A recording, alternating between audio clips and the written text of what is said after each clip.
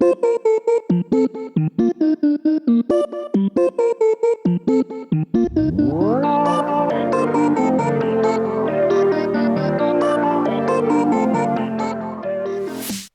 Gremlins! Welcome to Enthusiastic Encouragement and Dubious Advice, the podcast for folks who would rather curl into the fetal position than lean in. I'm your host, Patricia Elsie Tuttle. And I'm here for the potatoes and molasses, Nicole Elsie Tuttle. We're recording the show on October 10th, 2024. First of all, before we get into anything, I don't know if any of our listeners or our listeners' loved ones were affected by Hurricane Helene or Hurricane Milton. I did post some resources for folks if they can access them in my newsletter at theinfofile.com. I'll repost it in the show notes. That's for Hurricane Helene. As of the recording of this show, I don't yet have resources for Hurricane Milton victims, but also just know we're thinking about you, and we hope you're all and all your loved ones are good. Yeah. We wanted to share a little something because we talked about the upcoming turning AirPods into hearing aids situation. Yeah. Last episode, we talked about how you found it really useful to use your AirPods in a kind of crowded, echoey room situation. Mm-hmm. And then we were talking about the updates that Apple's making to AirPods to turn them into hearing aids. And I mentioned neither of us are deaf or hard of hearing, and I'm really interested in hearing from deaf or hard of hearing people on what they think about this update and addition to AirPods. And actually, one deaf creator I follow, her name is Raven. I think she's BlueJ19XX on Instagram. She posted a video about her opinions, and it really got me thinking, about a bunch of different things. One of her main concerns was calling them hearing aids, which is actually a term for a medical device that is thousands of dollars. And maybe it's not as accurate, but also thinking about what are the different hearing levels that would be able to use these, and in what kind of situations would people be able to use these. And so not going to get into all that, but I said her Instagram name, I'll link it to the show notes. And it just really got me thinking, and it's so important to follow content creators who aren't typically in your circles or communities and really listen to what they have to say. Absolutely. We went to a Ren fair. We did. It was 1,000,000 degrees. It was dirty. We sang sea shanties and we ate fair food. We did not eat a turkey leg, but many of our friends did. Well, they tried to. They were ginormous. They ate some of various turkey legs. They did. And we kind of made a game of scavenger hunt bingo, kind of what would we see at the Ren Fair. We saw a lot of different things. Including there was definitely a TARDIS there. Absolutely. But it was fun. It was a great outdoors thing to do with our friends. And I'm glad we were finally able to take our friends who had never been to a Ren Fair before. Yeah, it was good. It was a good experience for all. We did not, however, go to the dinosaur pumpkin patch last weekend. Yeah, there's a pumpkin patch around here that has huge audio animatronic dinosaurs, and it's a massive place. And I've seen it on Instagram, but it was going to be 102 degrees, so we canceled. Yeah, it's been too hot to even think up until yesterday. Exactly. And we don't have air conditioning, so we're already melting. Friendly reminder to everyone, we do have a Patreon where you can help support the show and help ensure we don't have ads and potentially interact with Patricia on there a little more right now. You literally never go on there. I know. I'm sorry, friends. I have hard enough time being accountable to myself and Patricia. I don't need to be accountable to the broader community yet. Maybe that'll be a 2025 goal. Oof, Nicole logs into Patreon once a month. But we do have 2 levels you can support us at. There is the helpful helpers level, which is $3. And is the next one the enthusiastic encouragers? I think it is. And that's $8 a month. And that gets you access to some additional discussions. Not necessarily discussions yet, but the newsletter. Oh, yeah, that gets you access to the Enthusiastic Encouragement and Dubious Advice newsletter, which is what Patricia was talking about earlier, where she had already shared some hurricane help resources. So you can also subscribe through our Patreon and get access to the kind of non-resource issues for that. We also have a bookshop accessible, and through there you can always shop for any books we mention on the show. And support from both of those goes to help keeping this show ad-free, aside from the ads where we try to sell you on supporting us so we don't have to talk about like socks or mattresses or something. Protein powder and meal delivery services. Yeah.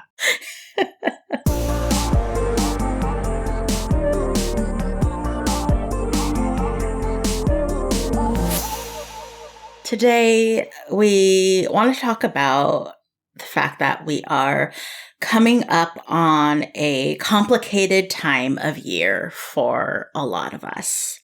It is mid-October. First of all, the first thing that's going to kind of hit is the time change. That's on November 3rd for places that do the time change. I recognize not everywhere does the time change, daylight savings, but the time change happens 2 days before the next anxiety-inducing thing for those of us in the US, which is the election and whatever comes with that. And that is November 5th. And then we're rolling right into the holidays, which can be hard for any number of reasons.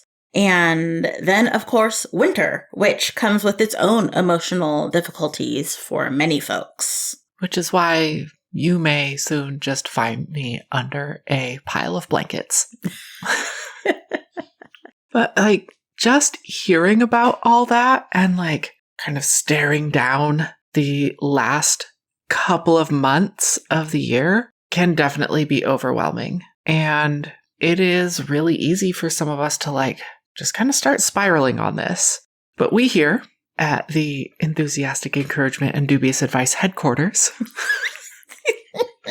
have this radical idea that it doesn't have to all be horrible if you can find ways to start preparing yourself now. Yeah. And I guess we'll talk about what that means. Yeah, that's what we're going to talk about today. But I want to start with a little bit of a refresher on the term self-care. That's like pedicures and stuff, right?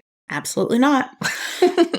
Audre Lorde said, quote, "Caring for myself is not self-indulgence, it's self-preservation. And that is an act of political warfare." That is to say, self-care is an act of self-preservation. It's what we put in place to keep our cups from being depleted in the first place. A lot of the things being sold to folks as self-care is more akin to self-soothing or aftercare, right after we are already burned out or depleted, which these things can also be important, but they are different, which is why I call out the distinction. And some of what we're going to talk about today are things that you put in place and a lot of planning. And then some of it might be planning for aftercare for some of these things. Okay. Let's talk about the election time first. We cannot control everything that happens, but there is a lot in our own lives that we can control. This means making a voting plan. We can do research.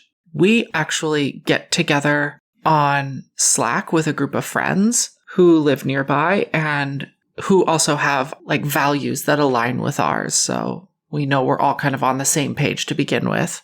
And we go through the whole ballot from president all the way down to the very, very local measures. We talk it through. People research different aspects, try to make sure we are being very informed about the votes that we are placing.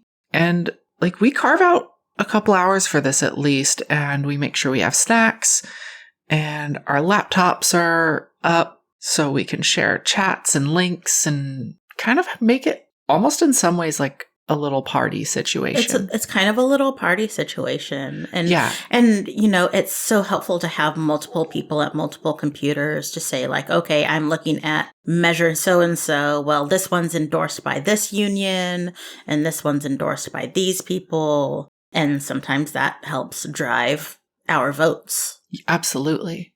To be clear, it's not like a very dull exercise. Like we make a lot of jokes and have fun with it too. Yeah. But we vote all the way down the ballot. And sometimes, yeah, it takes a while. But I think the being together with people is what helps it feel less tedious. And less daunting. And less daunting. Yeah, we have really smart friends. I think it's also important to not only plan like your actual voting, whether you are going into the poll or, you know, we usually mail in our ballots. Early voting has started in some places. Maybe you're in one of those places. But it's really important to maybe have some things lined up for election day and the day after. It might be some friend time. It might be some comfort shows or comfort food. It might just be some check-ins, right? Checking in with some loved ones. Maybe it involves some boundaries around your own social media use, which I know for some people, politics is their football, politics is their sport, and they just consume it. And some of us really need to be measured about the amount that we take in at any given time. I know that many of us have to work because it's on a Tuesday. So maybe this means some boundaries around conversations with coworkers, right? Because for some people, the election and politics are great water cooler conversations. But for some of us, it's just too charged because it is our lives and our rights. And maybe even just preparing something to say like, hey, I appreciate your enthusiasm wanting to talk to me about the election right now, but I just don't have the bandwidth or spell slots or whatever you have to have this conversation just yet, right? Just saying like, hey, I don't have the bandwidth for this right now. Just going to write that on my hand. Yeah. We'll print you out some business cards to hand out. Have a little sign on a popsicle stick. Yeah. I don't have the spell slots for this conversation right now. I think that would just be great to have all the time. I don't keep have one at your desk. I don't have the spell slots for this. Just make it like a Zoom background. And then like you can swipe to like hide your camera so you disappear and it just shows the background. All of this really relates to what we talked about in an earlier episode that was called Community Care is Self-Care. Election time can make some people feel really connected and others feel really adrift, depending on who you are around. If you can, plan time with like-minded loved ones, even virtually. And this might be a good thing to get on the calendar ahead of time. And I'm going to extra enforce this if you are a person who maybe lives alone, that either way it goes, it'd probably be a good idea to be with people. Yeah. Yeah. Now that you say that, I'm like, ugh. Do I make a drop-in Zoom for our loved ones for that evening? Yeah. Maybe that's something we think about and get on the calendar. So right before the election, like I said, 2 days before, is the time change. Personally, I love that our plants thrive in all the light and heat, and spring and summer produce are unmatched. But I actually prefer the cold and dark. I think I've mentioned before that I have summer onset seasonal affective disorder. So the recent heat wave we had here in California has been incredibly hard for me, like meltdown o'clock every day. Thankfully, we are recording this and it broke a couple days ago. So it's finally cool enough for my brain to work. Yeah. There are plenty of resources online for how to prepare for the time change. So we aren't going to go over those in detail here, But we are going to urge you to not wait till the last minute to look them up. Patricia, I know one of your things, though, is fun lighting. Oh my gosh, the amount of things we have in here that light up is almost Pee-wee's Playhouse level. And you don't mean just my smile? Well, that too. But fairy lights everywhere, bulbs that we can change the color on, various other fun lights, like I have clouds that light up that are above my desk, and I have an IKEA jack-o'-lantern lamp on my nightstand. That is not just seasonal decor in our home. No, that is year-round. Year-round nightstand jack-o'-lantern. You also recently read a book on how to handle the longer dark time and also the winter, which is coming. Yes. Okay. So I am dying to share this book with everyone here, but first I'm sharing it via Book Riot, and they do get first dibs at certain book recommendations of mine. I'll be sharing it there by the end of the month, and I'll make a public post in our Patreon when that goes live, and then I'm sure I'll be able to talk about it in an upcoming EEDA Pod episode. Can we at least know the publication date so people know when to look out for, like something from Book Riot or... Sure, it would be October 22nd. Okay. Yeah. So keep a lookout around October 22nd-ish or that week. And it'll be on the All the Books podcast. All the Books podcast. Go listen there. We are lucky. We have really mild winters here. And even though it can get chilly for us here in Northern California, it does not snow.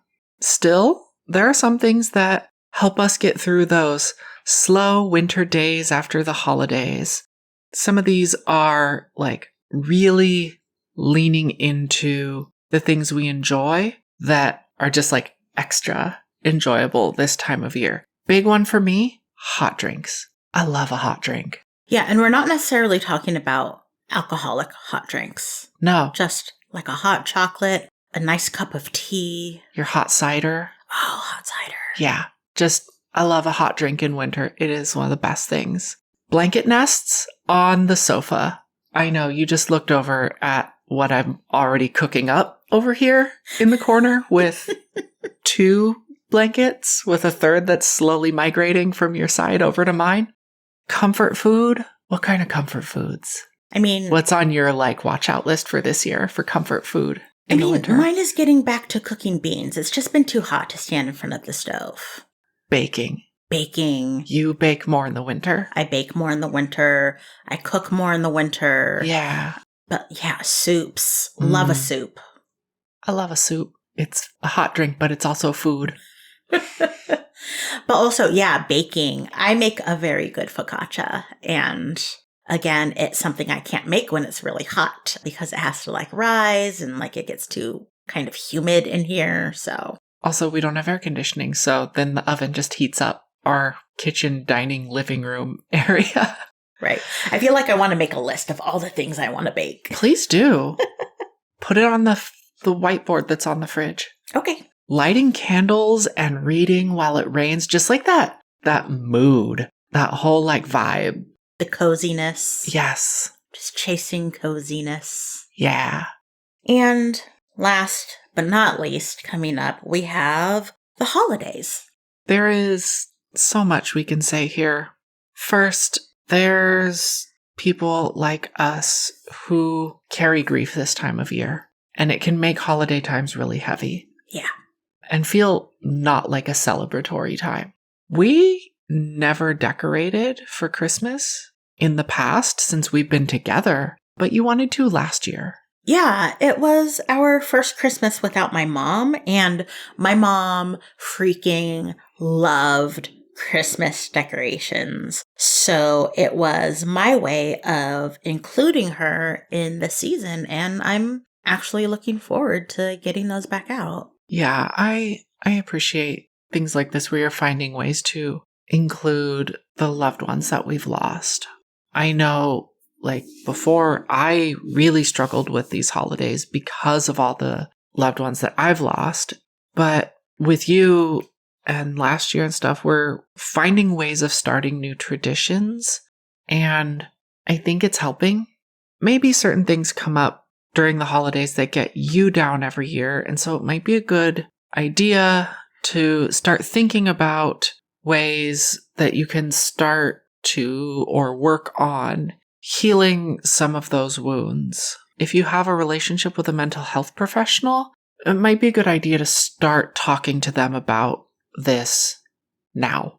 I also know it can be an incredibly stressful time for people with kids, especially if there is one spouse who is usually the one responsible for all of that holiday magic. Not only the gifts and the decorating, but the organizing, the keeping track of things, getting the holiday cards ordered and written and mailed out. And often that will fall on one spouse more than the other. If you are that spouse, I really urge you to think about what balls can be dropped or delegated this holiday season. Yeah, what can you delegate to the trash bin? Yeah, what can you hand off to Oscar? You don't need to do all that. We send out like 120 holiday cards. And I typically enjoy it, but I'm also like, we just wrote 200 postcards to voters in swing states. I'm like, maybe I can cut down on this holiday card list because that seems a bit daunting this year. Yeah, but also you're not the only one that does it. Like we work on them together. We work together. Yeah. The holidays can catch some people off guard, which is why we're doing this show now. So you can start to mentally prepare yourself and also maybe try to line up some things that are joyful for you. Yeah, so everything we talked about, whether it's around the time change, whether it's around the election, whether it's around the holidays and winter, as you're thinking of things to put in place as you're listening to this episode, if you listen to it a second time, make a list. Like write these things down for everything we talked about today. And make this list in a place where you will see it and refer to it. So if you're a planner person, put it in your planner. If you use Google Calendar and you use your Notes app or your Todoist or whatever, put it in the place that you will actually refer to. Lists only work if you look at them. I'm actually, to give you a jump start, I'm going to share a link in the show notes from Michelle Mijung Kim, who is the author of a book I really enjoyed, which is The Wake Up, Closing the Gap Between Good Intentions and Real Change. She made a sample self-care toolkit with a list of 51 things she can do, kind of like things that fill her cup. And some of the things she lists can be aftercare as well. So if you are suddenly finding yourself unable to think of anything for yourself, I'm going to link a list that'll kind of give you a jump start. Patricia, what is the key takeaway for you for this episode that you want people to really hold on to? Well, as we said, this time of year can be really hard, but I want people to know there are things you can do to help it feel less so. You don't have to get swept away by this time of year. You do have some control here. Nicole, what do you want people to take away? I think I want people to just remember that winter doesn't have to be all dark and dreary times. There are things you can do to find joy and kind of escape the doldrums of the darker times. And if you plan ahead for it, you're more likely to be successful in that.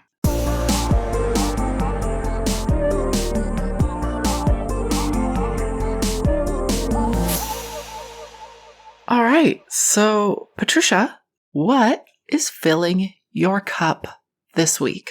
So, actually, I think a couple of things. First, we are getting portraits done soon, kind of like fun, creative, businessy portraits we had taken an iPhone photography class, and I became mutuals on Instagram with the person teaching the class, and then she invited us to her studio to take some pictures. So we picked out outfits the other day, and we're going to go do that and get some professional pictures taken. Yeah, I'm kind of excited for that. And the other thing, which I don't have written in our script, which I've just been thinking about, is now that the heat has broken, I'm finally in the mood to actually maybe start making marshmallows soon, because what I really want to do is I want to get a ghost cookie cutter and make ghost shaped marshmallows. That's my big plan. That's my master plan. I'm here for it. Nicole, what's filling your cup right now? I've been dedicating a lot of my time to work, so I'm leaning heavily on books to help fill my cup right now. And now that as you said, the heat's broken, it's starting to feel more seasonally appropriate in just the general outside everyday life. And so I might try some more spooky oriented books. I know we've got kicking around and stuff. We'll see if I lean into that a little bit. Yeah, we also there's a graphic novel called Pumpkinheads that Pumpkinheads. That I like to reread this time of year. And so I'll put it in our bookshop. It's a cute, queer. It's also over the garden wall season. It is also over the garden wall season. And Heartstopper's back. And Heartstopper's back. If we can ever find time to watch a show. We will. We will. Well, that's our show for today. We'd like to thank our awesome audio editor, Jen Zink. You can find her at loopdeloo.com. We'll leave a link to that in our show notes. You can find the full show notes and transcript at eedapod.com. That's EEDAPOD.com. There, you can also find a link to our Patreon, our bookshop link, and a link to the ongoing Enthusiastic Encouragement and Dubious Advice newsletter. You can also find us on Instagram and Blue Sky at EEDAPod, and email us at eedapod@gmail.com. We are nothing if not consistent. We would also appreciate it so much if you would subscribe and rate us on Apple Podcasts, Spotify, YouTube, wherever you get your podcasts that allow ratings. These kinds of things go really far in helping other people find us. We would also appreciate anyone who can subscribe to us on Patreon. Support there is going to help us keep this show going, especially without ads. You can find us at patreon.com/EEDAPod. In the meantime, we hope you find ways to be kind to yourself. Drink some water and read a book. We'll be talking to you soon. It's also candy corn season. Ew.